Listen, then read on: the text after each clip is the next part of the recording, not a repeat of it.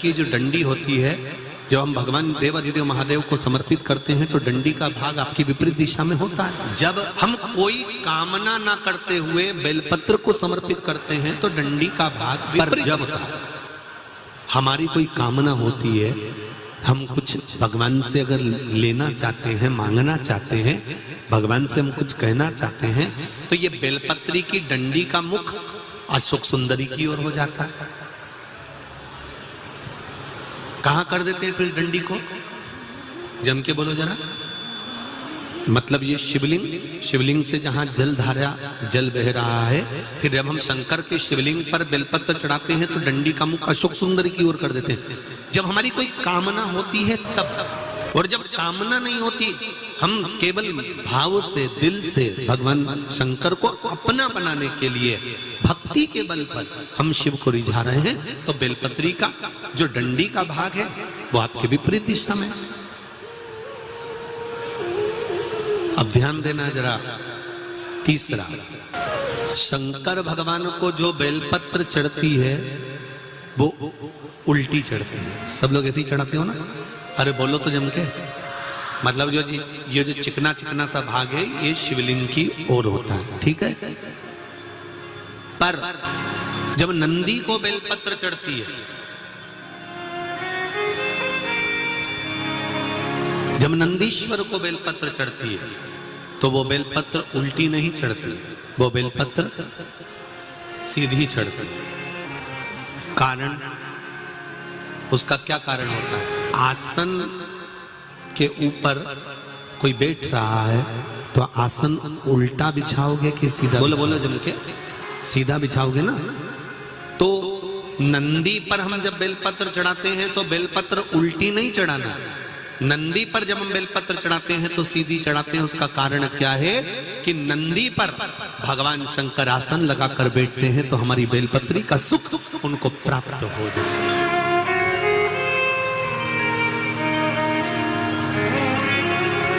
हमारी बेलपत्री का सुख भगवान शंकर जब उस पर विराजमान हो, आसन लगाए, उस पर बैठे, तो उसका फल हमको प्राप्त, उसका फल हमको मिले। 20 साल, 7 साल, 21 साल संतान नहीं हुई, आपने डॉक्टर को दिखा लिया, जगह जगह जाकर होया है। अब एक काम करो, सफेद आंकड़े की जड़ तुमरुका जी का नाम लेकर 21 बार शिव जी के मंदिर में शंकर जी पे से घुमाकर कमर में उसी मंदिर में शंकर भगवान का शिवलिंग देखकर बांधो, रजस्वला धर्म के साथ में, और उसको कहकर बांधो, सारे डॉक्टरों के पास होकर आ गई हूं, तू ही बचा था। मैंने सारे सहारे छोड़ दिए, बस तेरा सहारा सब छोड़ दिए, अब कुछ नहीं बचा, अब केवल तू बचा है। और मेरा विश्वास कहता है कि तू जब सारी दुनिया का सुख दे सकता है, लक्ष्मी जी की गोद में गणेश दे सकता है, तो क्या मेरी गोदी नहीं भर सकता है? मेरा विश्वास करता है कि तू ही देगा और तेरे दरबार से ही मिलेगा और कहीं नहीं, कहीं नहीं।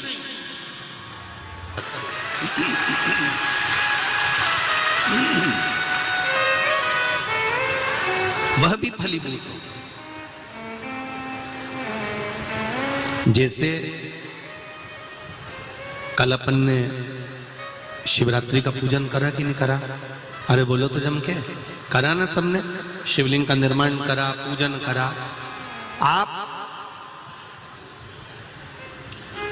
365 दिन पार्थिव शिवलिंग का निर्माण करोगे, सावन महीने में पार्थिव शिवलिंग का निर्माण करोगे, पर जितनी बार भी आप पार्थिव शिवलिंग का निर्माण करोगे तो सूर्य अस्त होने से पहले पार्थिव शिवलिंग का विसर्जन आपको करना पड़ेगा।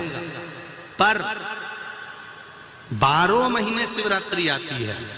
शिवरात्रि के समय पर, शिवरात्रि के दिन हम दिन में नहीं, रात में 1 पहर, 2 पहर, 3 पहर, 4 पहर में जितना मन बन जाए कि 1 पहर पूजन करूंगी मैं, 2 पहर करूंगी। कल अपन ने कितनी पहर की पूजन करी?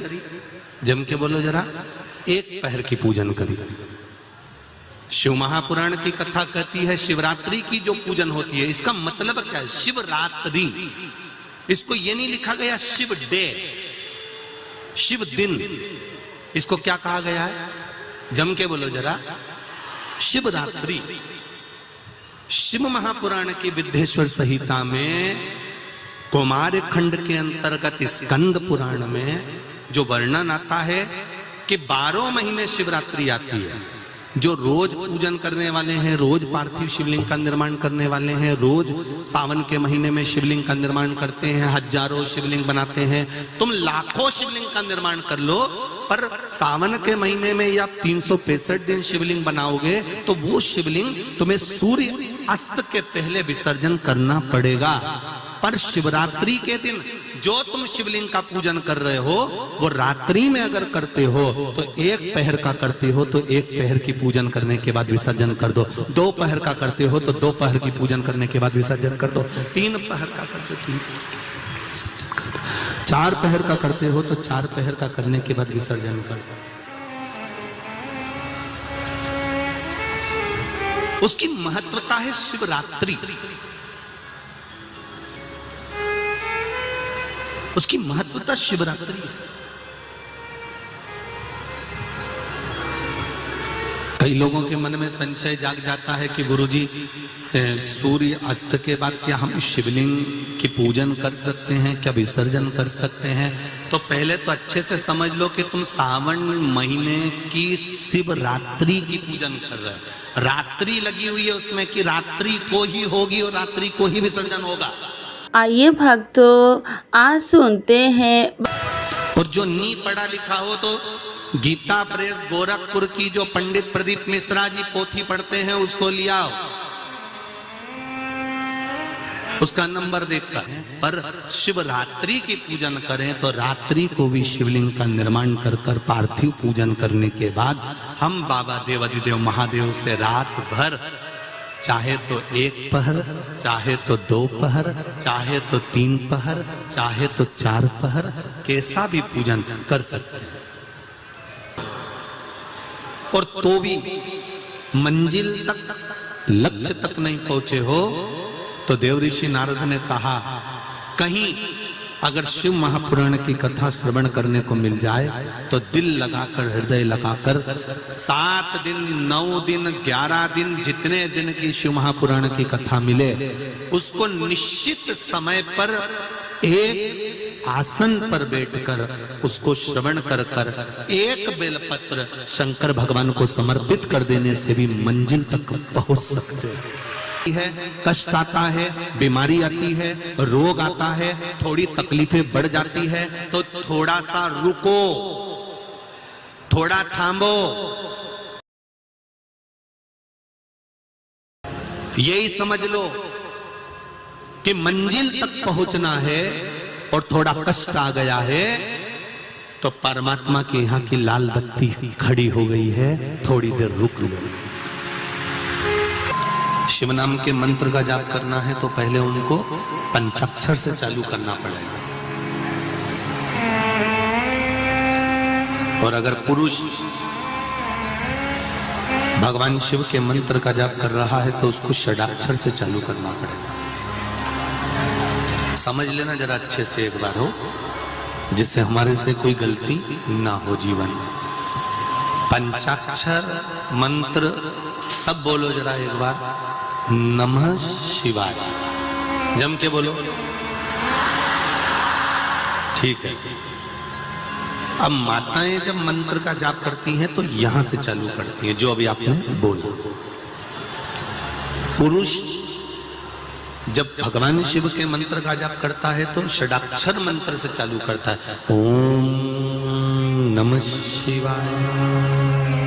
माताएं जब भी चालू करेंगी नमः शिवाय, ओम नमः शिवाय, नमः शिवाय, ओम नमः शिवाय। अब पुरुष करेगा कैसे? ओम नमः शिवाय, ओम नमः शिवाय, नमः शिवाय, ओम नमः शिवाय। माताओं का पंचाक्षर मंत्र जाप करना और पंचाक्षर मंत्र के बाद षडाक्षर मंत्र जोड़ना, ये वंश की वृद्धि करने वाला।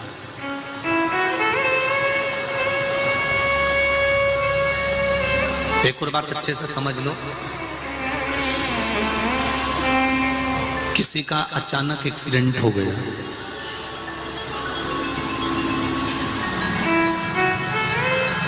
तुम्हें शुद्ध नहीं है,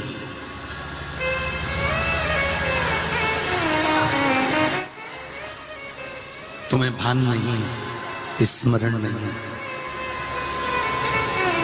और सूचना मिली तुम्हें अचानक कि एक्सीडेंट हो गया है और जीव बड़ा तकलीफ में है। घर के लोगों को अगर मालूम पड़ा है कि एक्सीडेंट हुआ है, तो मेरा माताओं से निवेदन है उसी समय पर 5 या 7 बार पंचाक्षर मंत्र का जाप करना प्रारंभ कर देना चाहिए।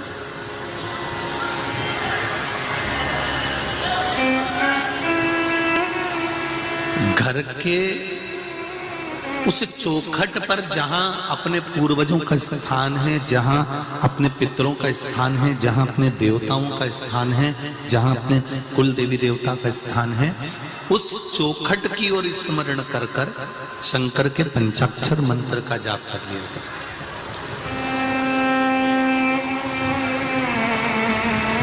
ये निश्चित है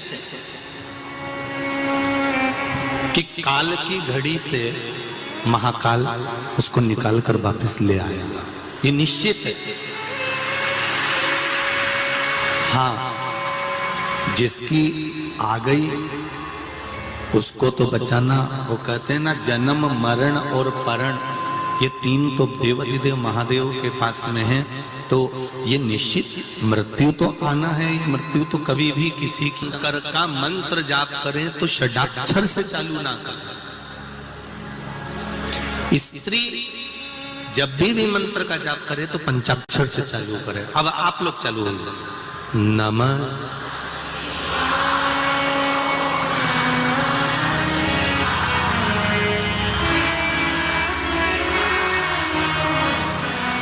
सारे व्रत उपास स्त्री करे, पुरुष क्यों नहीं?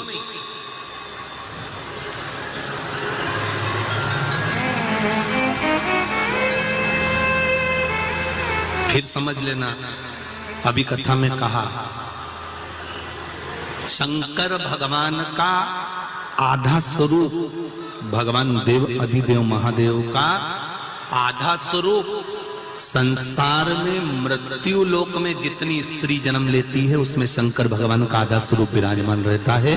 इसलिए जब तब साधना, उपासना, व्रत, नियम, धर्म ये स्त्री कर सकती है, पुरुष के बस की बात नहीं।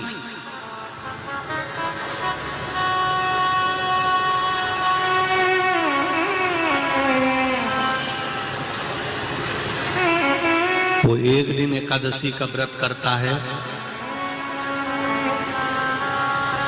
और पत्नी उसका मुख पढ़ लेती है, उसका चेहरा पढ़ लेती है, उसका स्वरूप देख लेती है कि उसको तकलीफ हो रही है। उसको देख लिया उसने, उसको देखकर समझ गई कि इसको तकलीफ है। इन्होंने व्रत जरूर कर लिया पर इनसे बन नहीं रहा, सद नहीं रहा। क्या एक रुद्राक्ष का स्वरूप क्या है?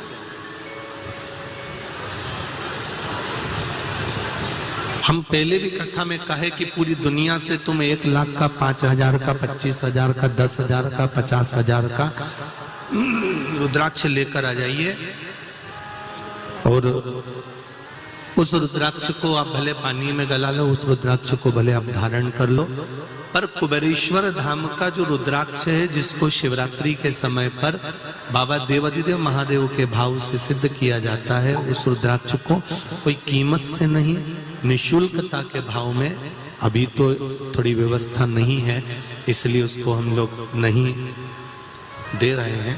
पर रुद्राक्ष का जल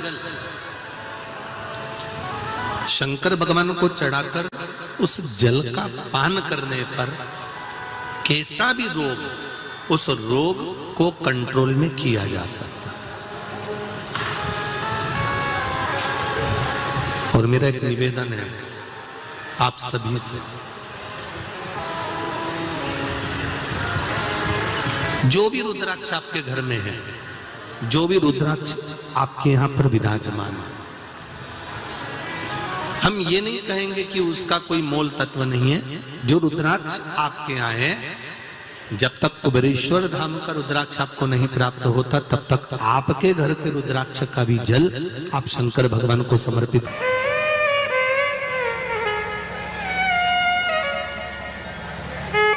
जब जिंदगी के मोड़ पर जब तकलीफ आती है, कोई साथ नहीं देता, साथ देने वाला केवल एक ही होता है, वो है देव अधिदेव महा। जब जीवन में दुख आया, तकलीफ आई, कष्ट आया, बीमारी आई, रोग आया, तकलीफें जब इकट्ठी हो गई, तब तुम कहीं सारी दुनिया में होकर आ गए, तब अंत बिंदु में उसके पास जाना वो निभाएगा। सती मैया का जन्म हो, दक्ष प्रजापति ने माता जी से मांगा कि मेरे घर में एक बेटी का और जन्म हो जाए, अगर बेटी हो गई तो अच्छा होगा।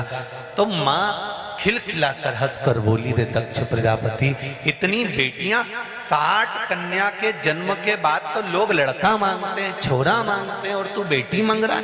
दक्ष प्रजापति कहता है बेटा नहीं चाहिए, मुझे बेटी दे दो। क्यों? बेटी बाप के दुख को जानती है, बेटी बाप के दुख को जानती है, उसे मिलेगा जरूर। फिर भी सती मैया ने क्या मांगा था? कुंभज ऋषि ने कहा, कथा सुनने के लिए जब सती बैठी तो उसके मन में आया कि विवाह होने के बाद तो मेरे पति को मुझे कहीं घुमाने ले जाना चाहिए, पर इन्होंने तो मुझे कथा में लाकर बिठा दिया। उससे अच्छा है ये मेरा शरीर ही जलकर भस्म हो जाए तो ठीक है। शंकर भगवान से कुंभज बाबा कहते हैं, तुम्हें राम का दर्शन होगा, क्योंकि तुमने राम का दर्शन मांगा था। इसने मांगा था कि शरीर जलकर भस्म हो जाए, तो सती का शरीर जलकर भस्म होगा। मेरा माताओं से हमेशा निवेदन रहा है, शिव महापुराण की कथा में जब भी बैठो, कुछ भगवान शंकर से अपने लिए मांगो। ये नहीं कि इसका बुरा कर दो, कि इसका बेकार कर दो, नहीं, अपने लिए मांगो। जैसे श्रावण महीने का अधिक मास, श्रावण महीने का शिवरात्रि आती है, तो आज अपन लोग सब अपने अपने घरों में बैठकर अभिषेक करेंगे। घरों में बैठकर क्यों अभिषेक करेंगे? कहा गुरुजी मंदिर में हम पार्थिव शिवलिंग बनाए या यहाँ बैठकर बनाए, तो क्या नहीं बना सकते? नहीं, घर पर बैठकर अभिषेक इसलिए करो क्योंकि शिवरात्रि श्रावण महीने की है। इस दिन माता लक्ष्मी 33 कोटि देवी देवताओं के साथ जहां पार्थिव शिवलिंग का निर्माण होता है, उस स्थान पर कुबेर का भंडार भरने के लिए तत्पर खड़ी रहती, इसलिए घर पर करो। जो बाहर से आए हैं उनके लिए यहाँ व्यवस्था वो कर ले, मना नहीं, परंतु जहां तक हो सके अपने अपने घरों में शाम को 7 बजे से 8 बजे तक आज बैठकर, और टीवी की आवाज कम नहीं होना चाहिए, ना मोबाइल की आवाज कम, दमदारी से चालू कर कर हर गली गली, मोहल्ला मोहल्ला, क्षेत्र क्षेत्र में भगवान शंकर का गुणगान की आवाज आना चाहिए, जिससे प्रत्येक संसार का कोई पापी से पापी जीव हो उसका भी उद्धार हो जाए, उसका भी कल्याण हो जाए। करो।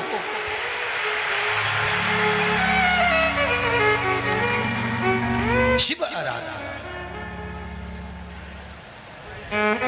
भगवान के लिए कितना भी कर दो, पंडित जी जब भी पत्रिका देखेंगे एक बात जरूर बोलेंगे, पितृदोष है। तुम कहोगे हमने तो उज्जैन में ये करा दिया, हमने तो गया जी करिया, हमने तो ब्राह्मण का भोजन कराया, हमने तो पिंडदान करा, हमने तो तर्पण करा, हम तो हर अमावस्या पर ब्राह्मण के बच्चे को दूध पिला देते हैं, हम हर अमावस्या पर ये कर देते हैं, हम पितरों के लिए इतना करते हैं, इसके बाद भी हमारा पितृदोष समाप्त क्यों नहीं होता?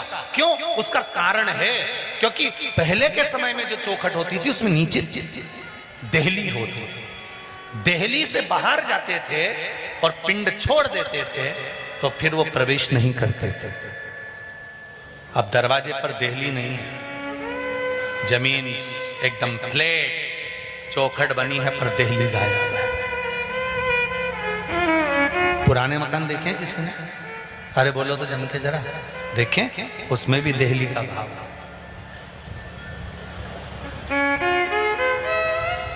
हम जान तो पाते नहीं है, हमने तो आजकल फैशन पकड़ लिया बस कि भैया आज के जमाने में सब फैशन चल रहा है, आज के जमाने में गोल चौखट का फैशन चल रहा है। अरे शिव महापुराण का संवाद कहता है शंकर भगवान के शिवलिंग का मात्र स्पर्श होना चाहिए, ये नहीं कि तुम अंदर प्रवेश करो। दोस्तों, यदि आप भी चाहते हैं कि आपके घर में धन संपदा बनी रहे, मां लक्ष्मी का आशीर्वाद हो, भगवान भोलेनाथ की कृपा से आपके घर की सारी समस्याएं परेशानियां दूर हों, तो आप इस छोटे से उपाय को सोमवार के दिन अवश्य करें। श्री शिवाय नमस्तुभ्यं। दर्शकों, जो भी भाई बहन चैनल पे पहली बार आए हैं, चैनल को आप जरूर सब्सक्राइब करें। दर्शकों, सोमवार के दिन यदि आप यह एक छोटा सा उपाय कर लेते हैं तो आपके घर में सुख समृद्धि शांति बनी रहेगी, माँ लक्ष्मी की कृपा होगी। दर्शकों, जिस घर में शांति होती है, क्लेश नहीं होता है, उस घर में माँ लक्ष्मी की कृपा सदैव बनी रहती है। तो दर्शकों, यदि आप कोई व्यापार है या किसी भी कार्य में बार बार रुकावटें आ रही हैं तो आप इस उपाय को अवश्य करिएगा। आपके घर से आपको 1 लोटा जल लेना है, उस जल के पात्र में आपको थोड़ा सा लाल चंदन मिला लेना है। रोली का प्रयोग मत करिएगा, लाल चंदन आप जल के पात्र में मिला लीजिएगा और आप अपने साथ एक बेल पत्र लेके चले जाइएगा भगवान शंकर जी के मंदिर में। महादेव की शिवलिंग पे आप अपनी कामना करते हुए एक बेल पत्र समर्पित करने के बाद जो आप जल का पात्र लेके गए हैं, थोड़ा सा जल आपको भगवान शंकर जी के शिवलिंग पे समर्पित करना है। थोड़ा सा जल आप भगवान शंकर जी के शिवलिंग पे समर्पित करें। बाकी का जो बचा हुआ जल है, एक ही जल के पात्र से आपको यह उपाय करना है। थोड़ा सा आप जल को बचा लीजिएगा। उस जल को आपके आसपास कोई भी बेलपत्री का वृक्ष हो तो बेलपत्री के वृक्ष के जड़ में आप समर्पित करें। थोड़ा सा जल आपको फिर बचा लेना है और उस जल को आप पीपल के वृक्ष में समर्पित करें। पीपल का वृक्ष ना हो तो समी के वृक्ष में आप समर्पित कर दीजिएगा। 3 स्थानों पे प्रत्येक सोमवार को आप लाल चंदन का पानी समर्पित करें। उसके बाद प्रदोष काल में आपको तीनों स्थान पे घी का दीप लगाना है।